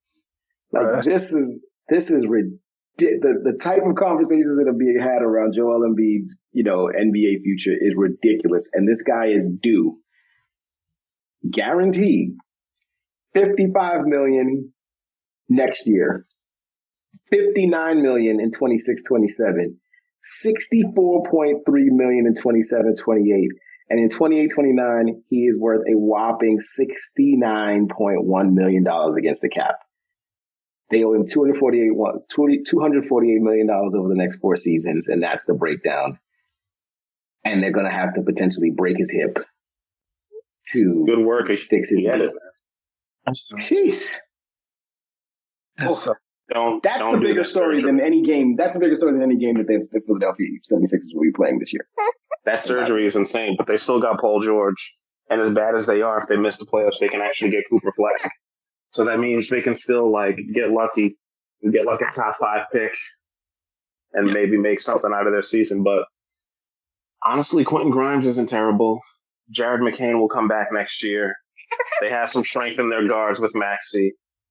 But to beat the Celtics, you just do the Celtics, or to keep it a close game. The Celtics have to be resting people against you, and you're going to need Paul George to have a great game. And, they need too much. And the Celtics literally just had Derek White and Peyton Pritchard score 40 points each, which has never happened in the history of the Boston Celtics. Considering the history of that team, they've never had 2 guys score 40 points in a game together. They combined for 19 threes between the two of them. So, yeah, the most shocking thing to me tomorrow would be if you have some money and you really want to gamble, bet on the money line and the Sixers. But Joel Embiid should not do that crazy hip surgery. Do whatever you got to do, dog, but do not do that. Selfishly, as a Knicks fan, I want Philadelphia to win the game. One, because obviously that means that that means that Boston loses another game. Two and more importantly, the Philadelphia 76ers draft pick is top 6 protected. So that means if their pick falls 7 or lower in the draft, it actually goes to the OKC Thunder. So yeah, that's the other part of it. OKC don't need any more picks. They don't, but I don't want Philly to get it either. All right, Golden State at Brooklyn. Golden State favored by 10 here. I look, everybody's been praising Golden State and Steph Curry and everything for the performance last night in the Garden. Personally, I don't think they win that game if Karl Anthony Towns is playing, just because it wasn't a defensive game on either side. Like they played good defense, but I don't think there was no defense that they would have had for Karl Anthony Towns on the floor last night. So I don't think they win that game in that regard. But they did. They moved on, and they get a Brooklyn team that's feisty, plays hard, but doesn't have much to play for. They're favored by 10 here, and Golden State should win this pretty handily. I think they've won like 9 of their last 10. After surprisingly losing to Philadelphia a few days ago, but they've beaten pretty much everybody else that they played. And this is another bottom of the barrel team that they're playing. They should walk out of here with a dub. So I'm not worried about them getting this win. If everybody plays Warriors -10, this is easy. This is the best bet for me. Levon. Yeah, much like the last one, no need to waste breath. If Brooklyn wins any games, it's by accident going forward. I take the dubs in this one. So walk. Yeah, I'm thinking Jimmy Butler may rest. So I'm thinking that's the only reason why you can count on them possibly covering. Regardless, I would still take the Golden State Warriors. That seems to be the safer pick. And I would definitely take the over. I don't know what it is. I don't know if it's 240. I don't know if it's 240. It is 223. I'll take the over. There's going to be 1 million points scored in this game. Steph Curry might have 60 on these. Okay, it's going to be that. It's going to be that. Like, they're not playing any defense.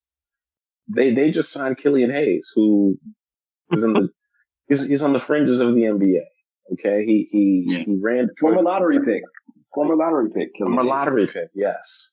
Former lottery pick Killian Hayes from France. He's supposed to be part of their second wave. Maybe he'll be starting a point guard for them in the LA Olympics. Who knows? But I ain't worried about him doing nothing on the Nets. And D'Angelo Russell might play, and if D'Angelo Russell plays, then maybe he has a shot. I don't know. Yeah, give him credit. He actually is playing well for them and has played well since he's been there. All right. Houston at New Orleans. Houston is favored by 4.5. The Pelicans looked pretty bad last night against the Lakers in a 20+ point loss. But Zion looked good, and he looked good ever since he came back. And I think he's got his weight down to 261. I think it was the last thing I heard about his his weight battle and all of that stuff. But he's playing. He's out there. He's healthy. He scored 37 last night. And Houston has been a little up and down since their hot start to the season. They've lost 3 straight. They're coming in, so they're coming in a little bit weathered. But Fred VanVleet will be out again. He's been out for the last couple of weeks with an ankle injury, so he'll be out again. So the Pelicans probably the more healthy team at this point. And because of that, I'll take the Pels to win or to at least cover at home against the Rockets, getting 4.5 points. Ace, what about you? Give me the Pelicans. Fred VanVleet is still out. They don't have a point guard. They just need to get a better game out of CJ McCollum. Trey Murphy had a terrible shooting game the other night against LA. Zion now officially weighs less than Luka. Okay? Everybody who had all them fat jokes about Zion, I want y'all to start piling on about Luka. Okay? They're sitting there drinking beer, doing hookah, looking, loafing up and down the court. Zion's out here dropping 37 and 8, giving y'all some buckets, giving people a reason to want to cheer for the Pelicans again. I was hoping they were going to give up on him so he could end up on the Knicks, but that does not appear that's going to happen. But Zion Williamson is a star, folks. He is a star. Give me the Pelicans. Luka did have 30 and 15 and became the first. But he didn't have 37. Only the third Laker in the history of that storied franchise to have 30 and 15 in a game. I think it was Magic, LeBron, and now Luka. And Luka did it in the 6th game as a player. 15 assists? Yeah, 30 and 15 assists, yeah. Okay, well, let me know when he breaks Elgin Baylor's record of 77 in a playoff game. And then we'll talk about something about that. Okay. I'm just pointing out something. You said the man's fat and he's not out of shape. He's not playing well. And they said he weighed 270 pounds. That's all I'm saying. Said the man's 270. I get he's 6'7", but he's your point guard. Hey, Levon, what are you thinking? Rockets and Pelicans. I think the Luka thing is more compelling than this game. I feel bad because as soon as I said the Rockets were impressive, they've been a medium 500 ever since. And they got off to a really good start. They had the third best record in the West, it seems, not that long ago. And they have literally just, I don't want to say flatlined because it's not that bad, but they haven't sustained that momentum. And it might be because they don't have Van Vliet. I thought he came back. I know he was out. Did he come back and then go back out again? Yeah, he did. I think he came back and then, he re-injured himself and then went back out. So he's been out for the last 2 games. Yeah, that's not good. They need him, obviously. They need him. It's funny how one player, makes that much of a difference. But without him running the point and facilitating, they seem to just not be the same dynamic team they were. But I can't. Pelicans. The Pelicans are terrible. Zion is a bust. I don't care what anybody says. 37. How dare you? He is bound to land weird or get gout or something and be out for however long. He is a bust. He is a bust. The Knicks dodged the bullet with that one. And Luka, all you want. But when the playoffs start and he's got to guard somebody, is going to really tell the tale, because that's why Dallas got rid of him, because he was cooked in the final. You think Luka's cooked? Oh no, Luka got cooked by the Celtics. He got cooked. What are you saying? He got cooked. Yes, that's true. He did get cooked by the Celtics. They were picking on him and he couldn't guard nobody. They're gonna follow that blueprint and they're going to search him out, hunt him down, and force him to guard somebody. Oh, they got to get past Denver. Going to cover that up. But Jokic is still number 1 in the league to me. Yeah, good luck, JJ, trying to hide and hide Luka on the basketball court when the bullets start flying in a couple of months. But yeah, give me the Rockets. I'm gonna keep sticking with them. All right. Well, we started the conversation. Well, the conversation was leaning this way anyway, talking about Luka and the Lakers, and that's the last game of the night on Thursday. It is our New York Knicks, 40-21, coming off of a loss against the Warriors at home, traveling west all the way to the West Coast for a late night matchup against the Lakers in LA. 10 p.m. Thursday evening, last game of the slate that night. The Lakers are currently favored by 3.5. Over under on this game is 228.5. Lakers won last night against the aforementioned Pelicans. And so they'll be coming in off of 1 day's rest as well. The money here, the public money and the public and the money line and the money is all coming in on the Lakers at 94%. So nobody believes that the Knicks are going to be able to do anything here. And of course, the availability of Karl Anthony Towns is still up in the air for this game. So, Levon, I'll start with you. Lakers hosting the Knicks. Lakers minus 3.5. What are you thinking? I have no faith in the Knicks to win this game. You were breaking up there. Please repeat that. I said I have no faith that the Knicks can win this game. Wow. Especially if Cat is not playing. If he's playing, I still have no faith they can win. And it's just, when the Knicks seem to play against the Steph Currys, the LeBron Jameses, they don't seem to play like the Knicks who won 40 games this year. They seem to just let these players, based on, I don't know, aura, do whatever they want and cook and hit big shots. And LeBron went into the Garden and beat them when we should have beat the Lakers. in that game, and then we should have taken care of Golden State last night, but we just didn't. And I don't have any faith that they're going to go into LA and beat this team because nothing to do with Luka, but LeBron is there, and LeBron might score 2 points, but then Austin Reeves will go off for 40 and not miss a shot, and Hachimura will have a triple double. It's just some ridiculous thing. But the Knicks cannot, and especially primetime games. Is the game televised? Is it on TV? It's Thursday nights. It's probably going to be on TNT. But it'll be on TNT. Chuck will be sitting there. The Knicks are dogging the Knicks at halftime. They're cooked. The Knicks are 0 for everything in primetime televised games, except the one game on Christmas against Wembley. Little faith. But yeah, man, I don't have any faith that the Knicks will pull us out, especially if Cat is not there. If he's there, it might be close. But if he's not there, it might get ugly pretty quick. You call yourself a Knicks fan? I'm a realist. I said that earlier. I'm a fan, and I pull for my teams. I'll be sitting here watching and cheering and frustrated and ready to throw something at the TV because I'm a fan. But you telling me that the Knicks without Cat,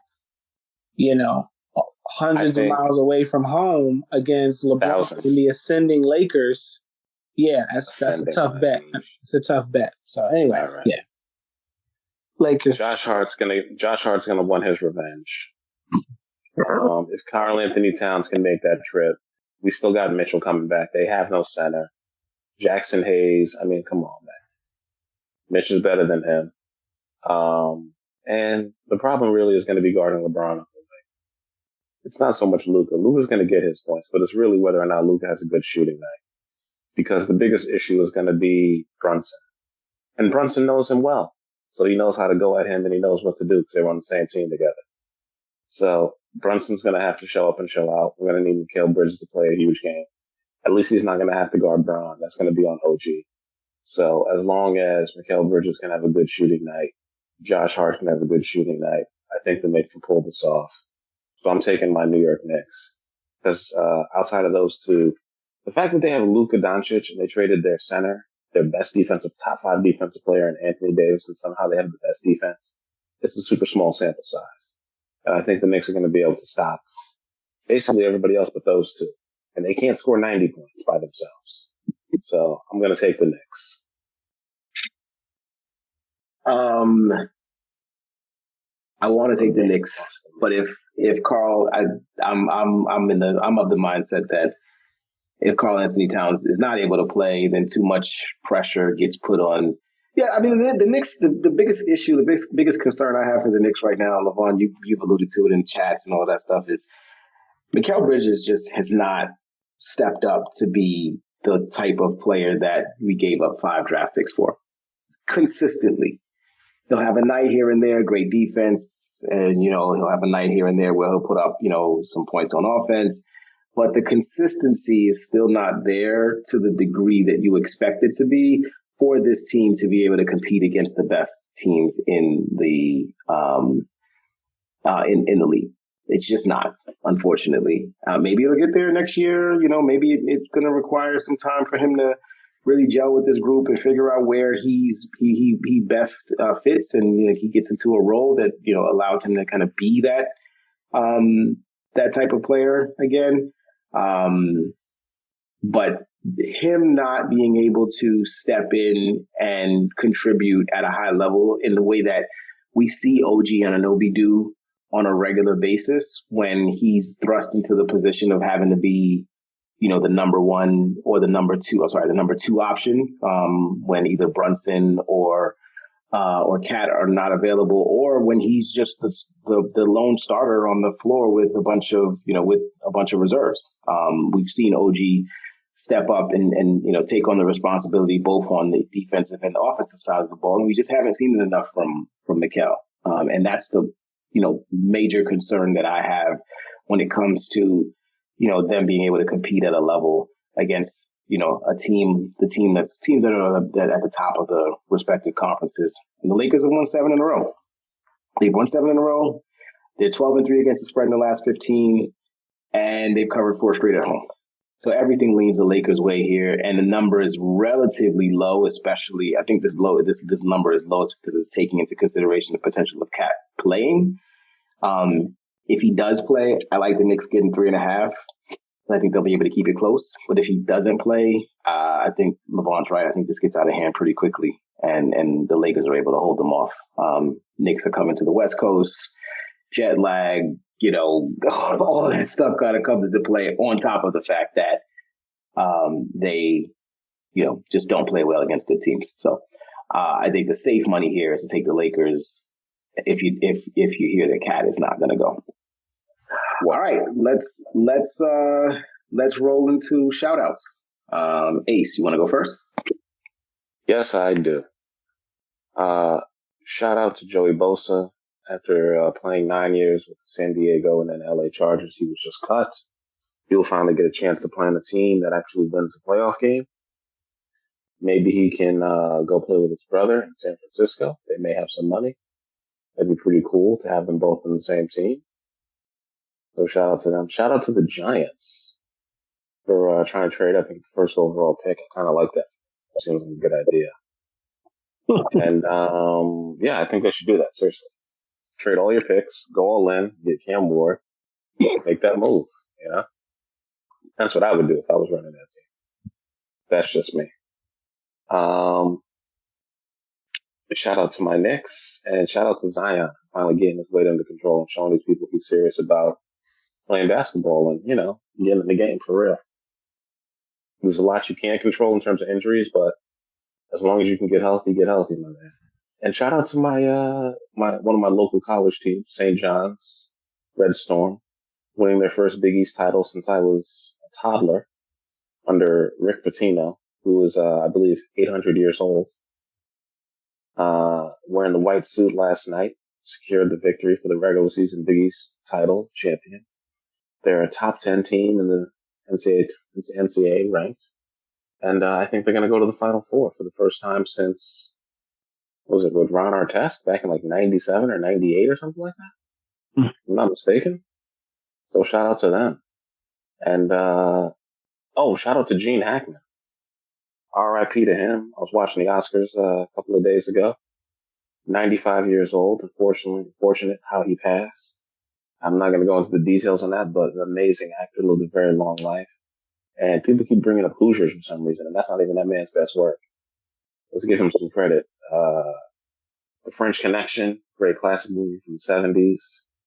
And much more recently, Crimson Tide with him and Denzel Washington. One of the best movies about a submarine I've ever seen. Basically about war and about decisions that have to be made and whether or not people are making the right decisions. About leadership, I guess you could say. So yeah, one of the greatest actors, I say all time, top five actors. Yeah. And, shout out to, once again, shout out to Eli Manning not making the Hall of Fame. Still riding that high from when they announced that. Gosh. Oh man! Shout out to Antonio Gates for making it. Oh, and shout out to Jacob Toppin for getting picked up by the Atlanta Hawks. It's a shame that the Knicks couldn't find a spot for you. I guess Tibbs didn't see you as a defensive player. He should have been able to find a spot for you to do that. Maybe he has an issue with the Toppin family because he didn't find a place for Obi either. So I'm pretty confident you will find your way and make a career in the NBA because your brother has, and I think you're equally as talented. You're super athletic and you're 6'8". So I think you'll be all right. And I'm out. All right, Levon. Oh, well done. As petty as ever. Well done, Ace.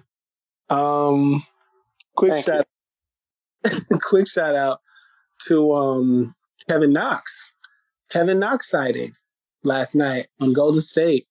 Former first round lottery pick of our New York Knicks. It was a complete bust and a waste of a pick when we could have had Mikal Bridges, or I think that was the same year. Kevin Knox is still in the league. He played last night. Wow. Golden State. Played last night, man. Blocked Bridges' shot, and I think he scored.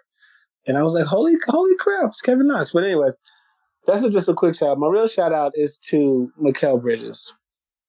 who I want to defend, because I'm sure he's getting filleted in my old hometown by all of my fellow Knicks fans right now because of how he's playing and the expectations that were put on him when we traded for him. I'm not going to mention the 5-12 graders like Josh Hart so eloquently put it. That's irrelevant. That's irrelevant because when we traded for him, there wasn't a Knicks fan around. Maybe there was a couple, kind of like Ace, couple select few who thought it was a bad move. Not saying Ace thought it was a bad move, but Ace usually goes against the grain. I didn't think it was a bad move. It was just too many picks. My shout out, please. Quiet, hush, mute yourself. I'm not saying you thought it was a bad move, but your opinions tend to go against the grain. Hence, quarterback is not the most important position in football. But back to my shout out. Mikal, hold your head up. This is New York. It's hard here. Welcome, sir. This is not Brooklyn. Okay? This is the bigs here. This is varsity. You know? You can't come half every night. You got to come the whole way. You got to give all effort. And I know a lot of people are mad because, he's dying on these screens and, he refuses to go to the basket and engage and take on contact. The man he must have taken the fewest free throws of any starting player who plays as many minutes as he does in the entire league. But this is a shout out. I'm trying to be positive. Play your game, Mr. Midrange, Mr. Fadeaway, Mr. Corner 3. That's fine. My advice to be more positive. This is my shout out. My advice: add a floater to that. Get into the paint instead of running around through the paint, getting close to the basket and kicking it back out. Develop a floater. Even Cameron Payne has a floater. Okay, you get there. You're 6'6". You went up against Chef Curry last night, and you could not get your offensive game off. That is unacceptable in New York for the Knicks. We do not want to see that. You can't go up against a man with 2 bad ankles who's wrapping his knee during his time on the bench and during timeouts on the second night of a back-to-back, and you can't score over Chef Curry, who's not even known for his defense when he was at the prime and the peak of his powers. But this is a positive shout out. It's a positive shout out. Add the floater to your game, sir. Take on some contact. This is New York. We grind it out here. We are a gritty city. We do not like the fading away, the shine away, the dying on screens. I know he's as big as, he's not a big dude.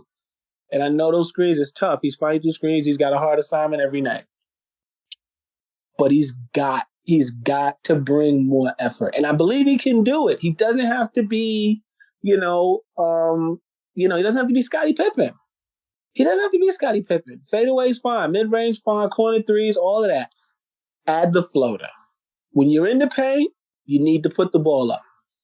We need to see you put the ball up when you get in the paint. We need you to take advantage of these matchups when you're going up against 38-year-old 6'3" guards with bad ankles and a bad knee. Okay? On the second night of a back-to-back. So, Mikal, get your shit together, please. Because I'm rooting for you. I like your game. I like the fit. I'm still Nova Knicks. I'm still feeling that whole vibe. The vibes are good. Yeah. That's it. Okay. Am I muted? I'm not muted. Okay, great. First and foremost, shout out. This is a double shout out a little bit. One, Kyrie Irving, that knee injury that he suffered. Horrible. He was having a really good season, playing really well, carrying the Mavericks, who,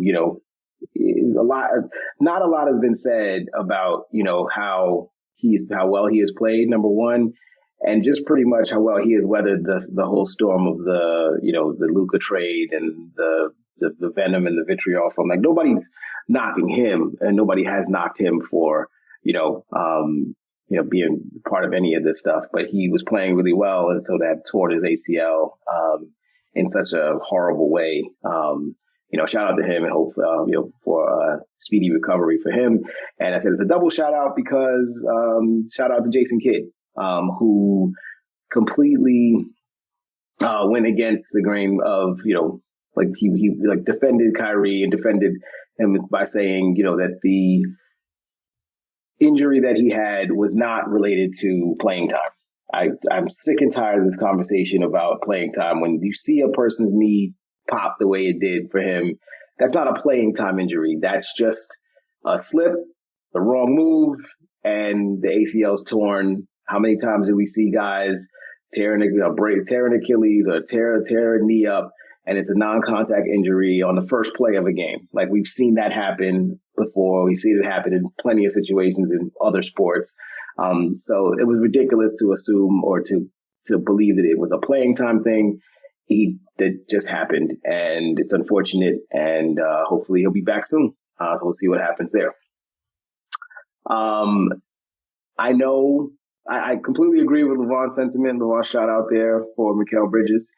I know, what I said when I was picking the game about him not being the consistent player that he needed to be in order for the Knicks to be a, plus level team against the best teams in the NBA. I know what I said, and I still stand by what I said. But again, to Levon's point, still like the player and still like where this team could go if they figure it out. And I still believe that they could figure it out as early as the playoffs. They can turn it on at some point in time. So shout out to the Knicks and shout out to Bridges for that. Hopefully, catches on. Shout out to Mr. Travis Hunter. Travis Hunter was and you guys didn't watch the combine, or I don't know if you guys got to see all of the combine. Travis Hunter did not work out at the combine, but he probably made two things that he did at the combine that during his interviews that I really love. Number one, he answered pretty much every question about his, two-way ability and what he's capable of, and all of the questions about like how is he able to do things and all of this stuff. And he just answered those questions with, "I'm just different. I know all of those guys you've seen before. I'm just different." Like, that's it. The question about whether or not I can play both sides of it, I'm just different. I can do it. Like, let me do it. I can do it. I did it in college. He may be right. He may be wrong. But, he doesn't have to, justify with an answer of like, why should a team play you? Let me get on the field and I'll show you what I can do. And I'll show you that I'm just different. And that's who I am. The other thing that he said, which I thought was interesting, excuse me again, was a question came out in, I guess, one of the media days, and which was like the most highly attended media session for any player in the entire combine, of course.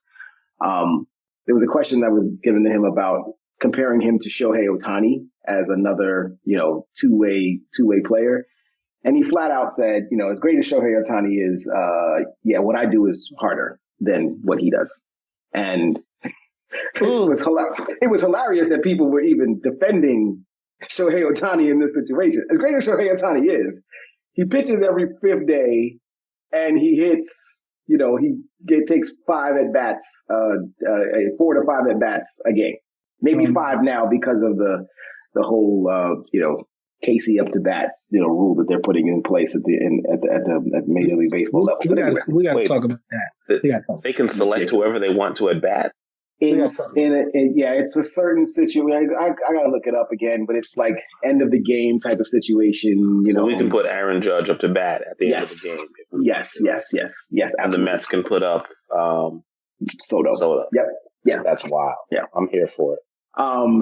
But to that end, comparing what Shohei Ohtani is capable of doing in a single game to what Travis Hunter could potentially do in a single game, playing 115 snaps, which he absolutely did over the course of his, during games against, for Colorado, is just ridiculous. Like, please just stop it, guys. I get it. Baseball is a highly specialized sport. It's the first sport I fell in love with, and I absolutely, celebrate Shohei Ohtani for what he does. But please don't compare it to what Travis Hunter does on a regular basis and did in college. I don't know that he'll do that. I don't know that he'll do that in the NFL, but that's just ridiculous. And then last but not least, shout out to Saquon Barkley. Look, we can. Levon, you guys have heard us listen. You've listened to us over the course of the season. You've heard me and Levon go back and forth about Saquon Barkley and the Giants and should they assign them and all of those things. And honestly speaking, the Super Bowl's over. Philadelphia won. Saquon got the ring. I'm moving past that conversation. If it comes up again, fine. But the fact of the matter is, he reset the running back market. First running back in the history of the NFL to make $20 million in the season, which sounds ridiculous to me, given the number of high-level great running backs at the position over the course of the last 30 years.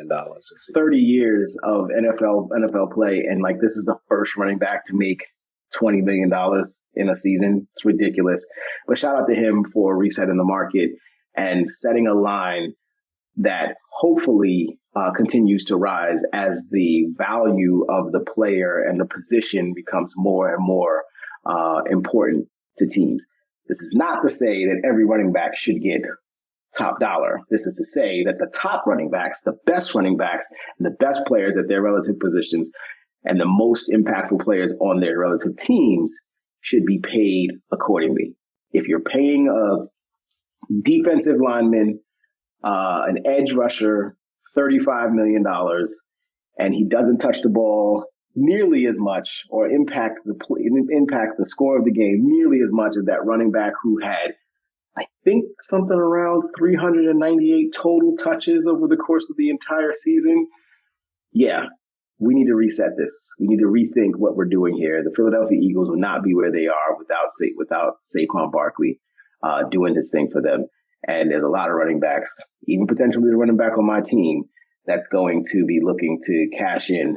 And if they are as effective for their team as he was for the Philadelphia Eagles, then they should get paid as well. Can I ask a quick question to your shout out? Just more to my point. I'm gonna be very, very obvious with this. It ties into the Max Crosby, ties into the Saquon argument that we've had.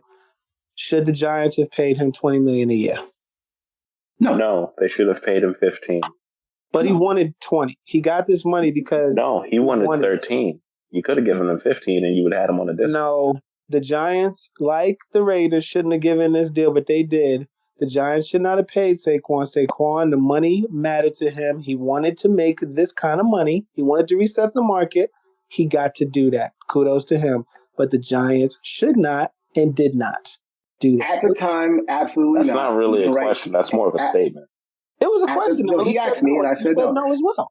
At the time, absolutely not. Right now, of course, the Giants paying him that money is absolutely wrong. But the main reason why I say no, Levon, is because this is probably the first time that I can remember, especially for a running back, that a running back has been paid for pass service and not for what is expected of him. Now, I'm sure that they expect him to be great for the next 2 seasons. They expect him to be good for the next 2 seasons. But this is I think this is retroactive pay, honestly, to Saquon for what he did for this team on $12 million last season.